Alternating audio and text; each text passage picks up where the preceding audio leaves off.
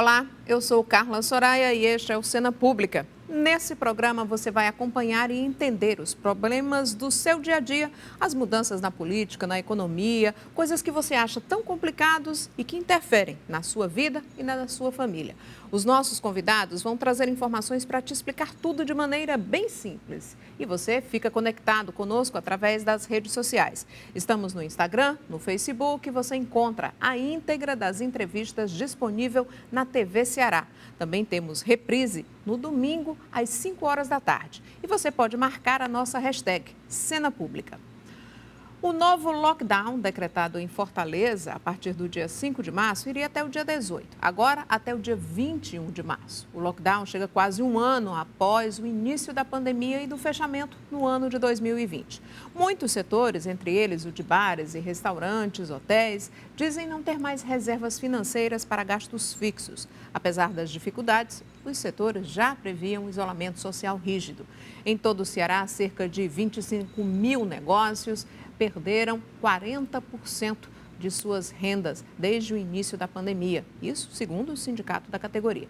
De acordo com a Associação Brasileira da Indústria de Hotéis, no Ceará os empreendimentos devem começar a fechar as portas na próxima semana. Atualmente, os hotéis de Fortaleza estão com cerca de 30% da ocupação.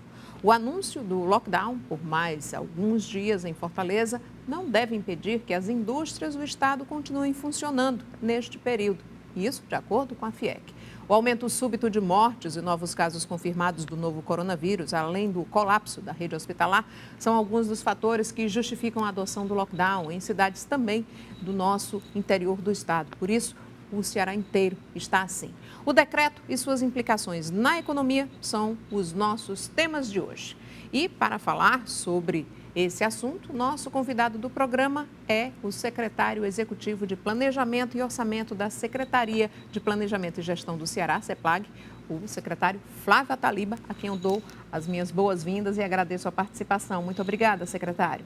Obrigado, Carla, pelo convite. Estamos aqui à disposição para discutirmos. É um ano que o estado de Ceará, na verdade, o mundo inteiro está acometido por essa pandemia.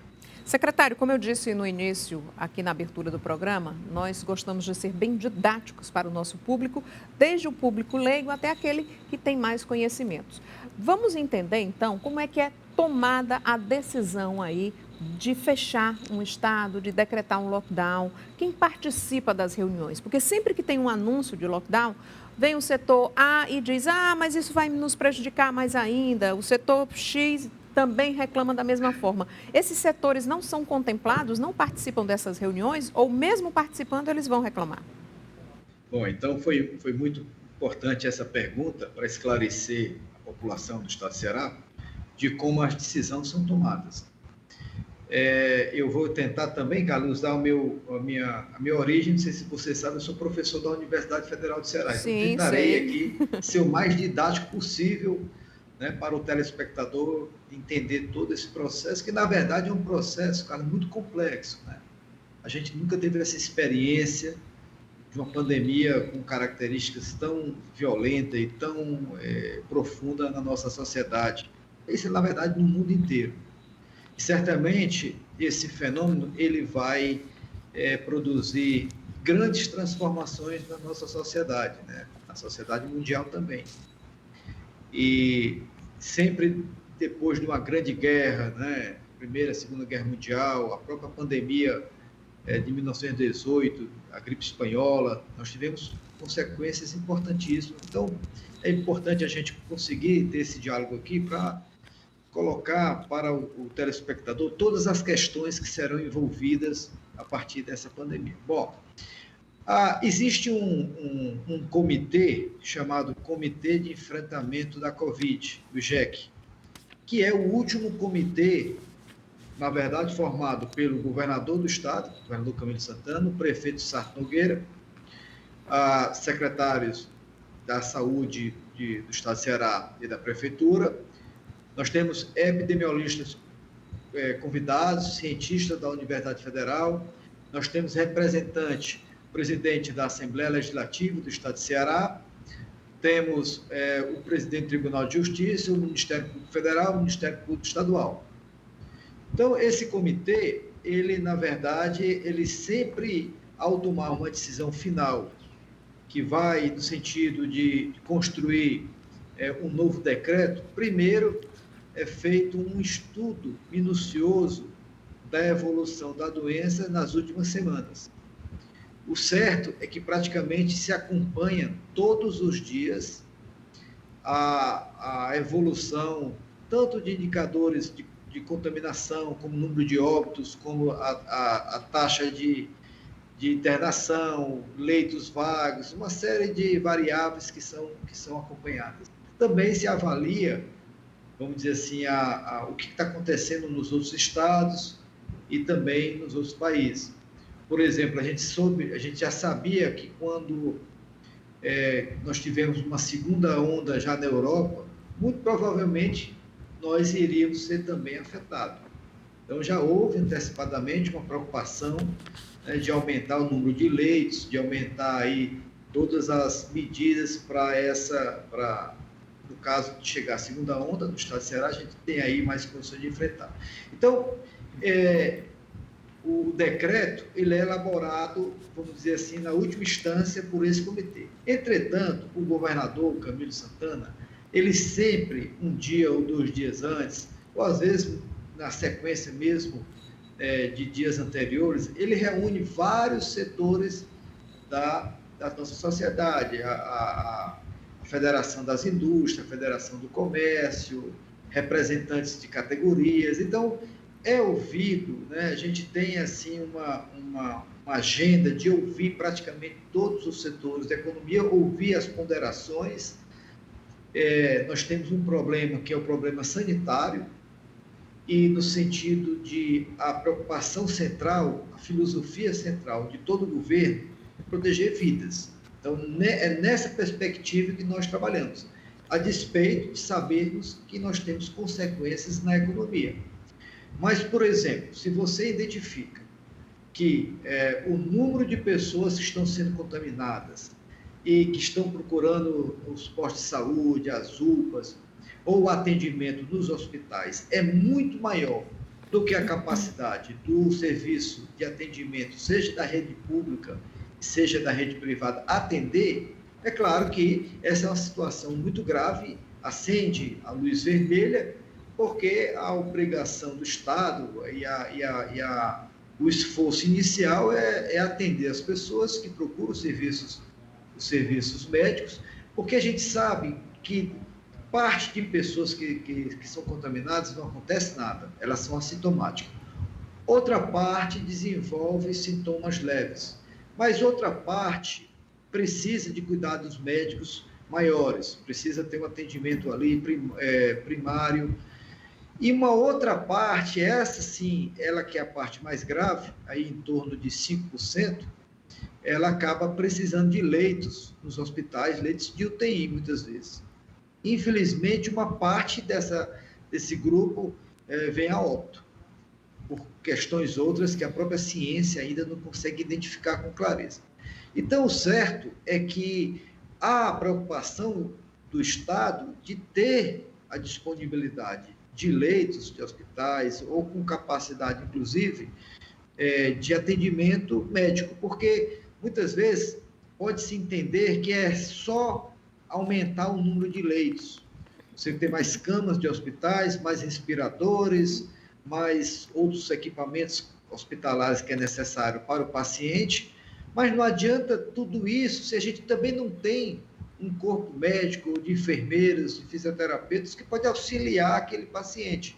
E a capacidade de você ter um atendimento médico ou poder expandir esse atendimento médico é muito limitado. A gente não forma um médico da noite para o dia, não forma um profissional de saúde da noite para o dia. Então, existe um limite humano, existe um limite físico dos equipamentos. Então, dado essa capacidade de atendimento, a demanda por esses serviços não pode ser muito maior do que a oferta. Aliás, não pode ser maior do que a oferta. O que acontece é que a gente acaba assistindo. Nós temos aí muitas pessoas esperando leitos de hospitais para serem atendidos e, infelizmente, algumas até falecem. A gente vê que isso não é só no Ceará. Nesse momento, todo o Brasil, praticamente, ele está numa mesma situação de excesso de demandas por serviços hospitalares. Então, partindo do pressuposto que é o atendimento, a possibilidade de atendimento da população, garantir que aquela pessoa que, infelizmente, que seja contaminada, vá no hospital e possa ser atendido, é essa, vamos dizer assim, a preocupação número 1 de todo o atendimento, de todo o serviço público do Estado de saúde. Secretário, mas a gente está num lockdown com algumas exceções. Por exemplo, a construção civil, a agropecuária, escolas para criança até 3 anos, cartórios, oficinas, supermercados e farmácias, bancos, agências lotéricas. A gente nunca fez um lockdown de verdade, né? O que está fechado mesmo é o comércio e a área de serviços. Bom, nós estamos hoje, 16 de março, fazendo praticamente um ano que o primeiro decreto foi publicado, que estabelece a situação de emergência no estado de Ceará. Isso foi 16 de março, e no dia 17 de março também tivemos, no dia seguinte, a divulgação de um decreto onde se estabeleceu o isolamento social rígido no estado de Ceará. Durou 10 dias nesse decreto, houve uma redução do número de pessoas contaminadas, e o segundo isolamento rígido aconteceu em maio. Aí lá foi mais tempo, nós tivemos praticamente 3 semanas, foi um período maior, 3, 4 semanas. E agora nós estamos no terceiro isolamento social rígido, porque a situação, nesse momento, né, inclusive com as notícias de hoje, dia 16, é que praticamente os hospitais privados de Fortaleza entraram em colapso, ou seja, eles não têm mais capacidade de atender as pessoas que precisam se internar.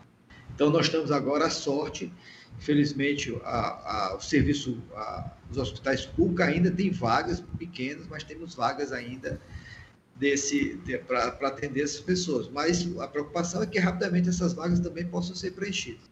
Quando a gente fala em lockdown, o termo, na sua essência, significa um completo fechamento de tudo, né? Inclusive até movimentação de pessoas. E nós não tivemos no estado de Ceará isso. Porque a gente sabe também que existe, né, uma preocupação também de uma medida muito drástica dessa.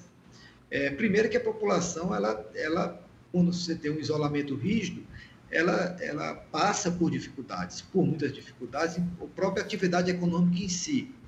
Então, é grande, né, vamos dizer assim, a preocupação de equilibrar, se por um lado nós queremos proteger ao máximo possível as vidas das pessoas, pelo outro lado nós também queremos ter que a economia funcione no seu mínimo, porque também nós não podemos ter uma situação de paralisia completa da atividade econômica, porque isso também tem consequências profundas. Então, buscar esse equilíbrio é que é difícil, é que a gente fica sempre tentando, inclusive os decretos são utilizados para isso, para buscar esse equilíbrio. Bom, o que é que nós aprendemos lá do ano passado, quando iniciou-se a pandemia e quando nós tivemos 2 isolamentos rígidos? Que o grande fator de contágio é a movimentação das pessoas. O vírus, ele tem um alto poder de contágio. Então, se não existe remédio, e se não existe vacina, e se esse contágio praticamente ele fica fora de controle, e aí quando se diz que há um crescimento exponencial, ou seja, multiplicativo, 2 pessoas se contaminam, passam para 4, 16, e aí nós temos um processo multiplicativo. Quando isso acontece, é sinal que grande parte da população vai se contaminar, grande parte daqueles que vão se contaminar vão precisar de atendimento médico, grande parte desses vão precisar de UTI e, infelizmente, uma outra parte vai vir a óbito. Então, para evitar essa escalada, nós precisamos, de alguma forma, nesse momento, frear essa dinâmica. E a única forma que se tem para frear essa dinâmica é fazer com que as pessoas se afastem das outras.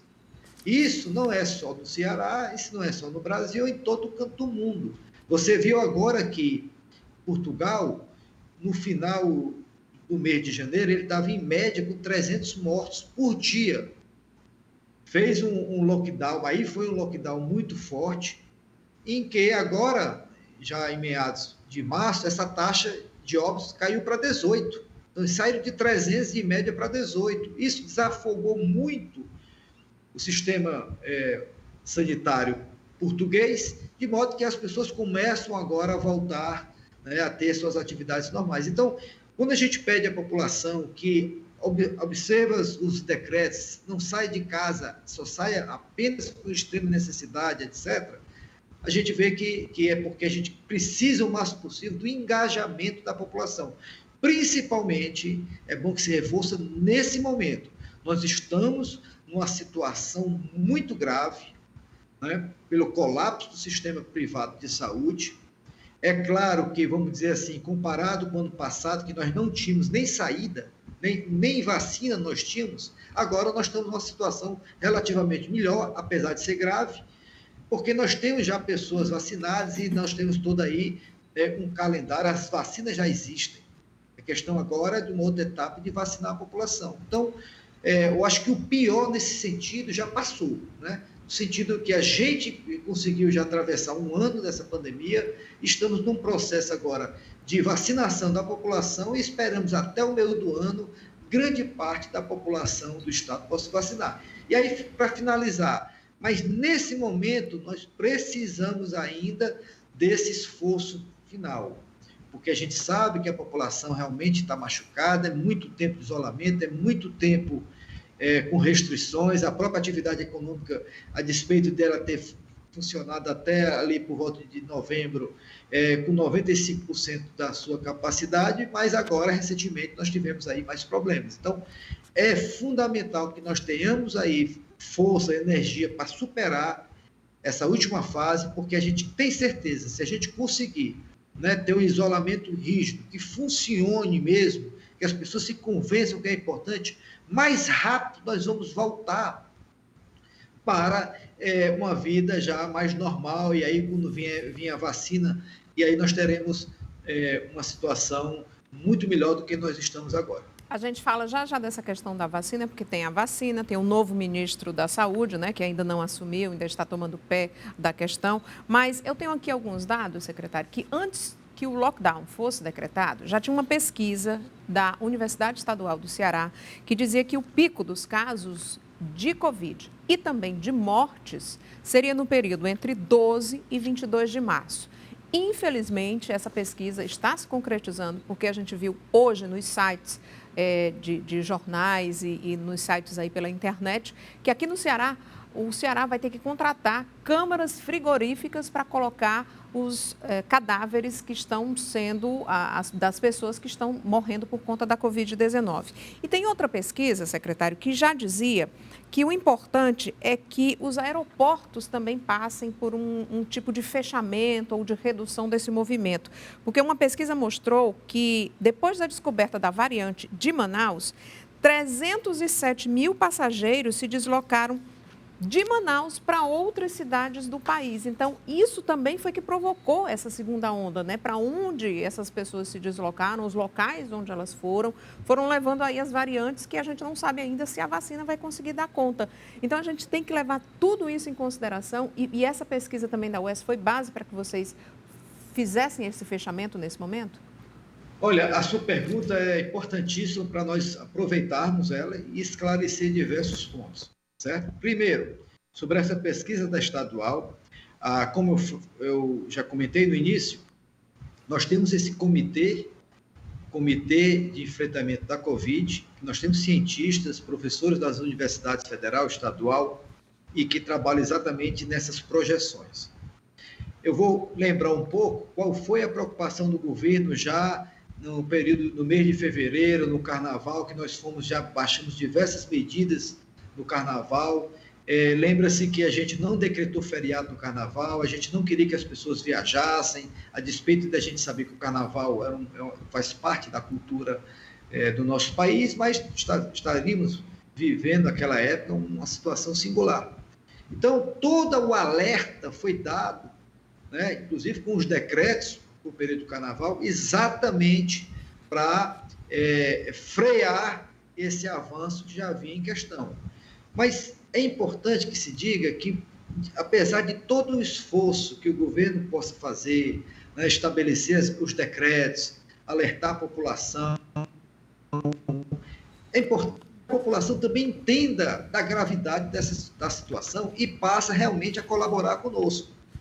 A sociedade, num momento desse, e nós não tínhamos praticamente nenhuma experiência na história do país recente sobre uma situação dessa, mas a sociedade ela precisa se unir e precisa acreditar nos técnicos, acreditar na ciência e acreditar nos governantes.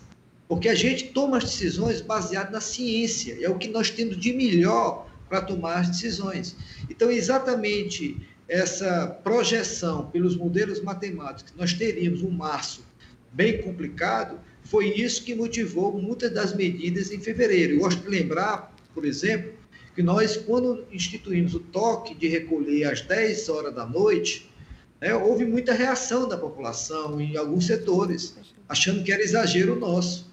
Depois, limitamos o funcionamento, por exemplo, dos restaurantes até às 15 horas no final de semana. Também foi muita crítica e muita reclamação porque nós fizemos isso. Nós depois limitamos o espaço público até 17 horas. Também foi muita crítica. Então, quando a gente toma as decisões, nós também recebemos muitas críticas, mas, a despeito de ser decisões duras, nós temos a responsabilidade de tomar a decisão certa. Agora, nós pedimos que a população nos ajude a cumprir todos os decretos, todos os protocolos, porque as decisões são tomadas em base de ciência. Então, essa é uma questão fundamental. Então, fechando essa primeira pergunta, é fundamental que a população ela entenda da gravidade da situação e que acredite no governo, acredite no cientista, acredite nos gestores, porque nós precisamos realmente cumprir com a maior força possível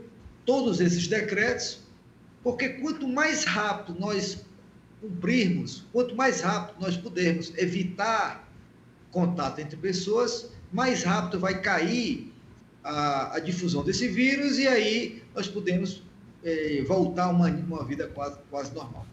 A segunda pergunta é a respeito dos aeroportos. Ela está num problema maior ainda, que é a questão da falta de um planejamento nacional para alinhar com governos e municípios o enfrentamento da doença. Porque se você não tiver a participação efetiva da União, as ações particulares, seja dos estados e municípios, elas ficam muito com pouca força de realmente frear esse vírus. Por exemplo, a questão dos aeroportos. Quem determina, né, quem tem jurisdição sobre os aeroportos no país é o governo federal, não são os estados. Então, por exemplo, mesmo que o estado de Ceará faça um lockdown muito rigoroso, mas se os aeroportos e os portos continuarem abertos, pessoas que estão com a doença ou variantes dessa doença estarão entrando no nosso território e contaminando as pessoas. Então, para ter efetividade, nós precisamos de uma coordenação nacional do programa, por exemplo, enfrentando a questão dos aeroportos. Mas nós não assistimos isso. Aí o governador Camilo Santana pediu por diversas vezes, por exemplo, que as pessoas possam ser testadas nos aeroportos, ou ter o processo de quarentena quem vem, né, de algum outro estado com a doença aí em estágio avançado, mas sempre tivemos dificuldade nesse relacionamento. Então, assim, é necessário nós termos aí uma ação coordenada federal com os estados e com os municípios. Se não tivermos, nós teremos sempre grandes dificuldades de só o estado enfrentar sozinho o problema. Tá certo. Secretária, a gente vai fazer um pequeno intervalo, volta já já, falando sobre a questão da economia, né? Muita gente questiona e acusa o governo de querer quebrar a nossa economia, quebrar bares, restaurantes. Então, a gente vai discutir isso no próximo bloco. Vamos falar também sobre o auxílio que está sendo distribuído, a polêmica que foi criada aí com a possibilidade de artistas se apresentarem em farmácias e supermercados. Então, a gente fala disso daqui a pouquinho. E você pode acompanhar a nossa transmissão nas redes sociais. Os bastidores estão no Instagram, @TV Ceará, e a íntegra das entrevistas no YouTube da TV Ceará. Não esqueça, você pode marcar e fazer busca através da nossa hashtag Cena Pública. Até já!